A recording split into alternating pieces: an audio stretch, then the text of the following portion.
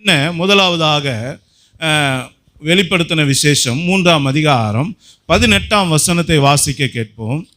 நான் நீ ஐஸ்வர்யவானாகும்படிக்கு நெருப்பிலே புடமிடப்பட்ட பொன்னையும் உன் நிர்வாணமாகிய அவலட்சணம் தோன்றாதபடிக்கு நீ உடுத்திக் கொள்வதற்கு வெண் வஸ்திரங்களையும் என்னிடத்திலே வாங்கிக் கொள்ளவும் நீ பார்வை அடையும்படிக்கு உன் கண்களுக்கு கலிக்கம் போடவும் வேண்டும் என்று உனக்கு ஆலோசனை சொல்லுகிறேன். ஆமென். உனக்கு ஆலோசனை சொல்லுகிறேன் அப்படின்னா என்ன அர்த்தம்னா, இந்த சபையில இவ்வளோ சீர்கேடுக்கு காரணம் என்ன?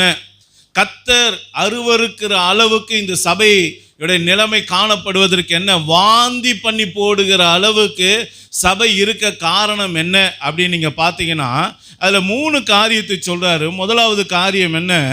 நீ ஐஸ்வர்யவானாகும்படிக்கு நெருப்பிலே புடமிடப்பட்ட பொன்னை நீ என்ன பண்ணும் கேட்டு என்னிடத்திலிருந்து வாங்கிக்கொள் அப்படின்னு சொல்றாரு. நல்லா கவனிங்க.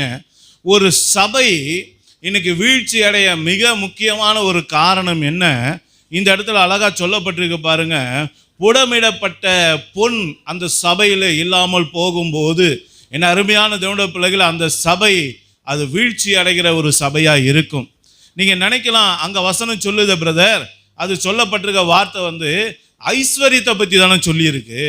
பொண்ணுன்றது சொல்லு தானே, அப்போ அது ஒரு ஆடம்பரமான ஒரு வாழ்க்கை, ஆசீர்வாதமான ஒரு வாழ்க்கையை பற்றி தானே சொல்லப்பட்டிருக்கு.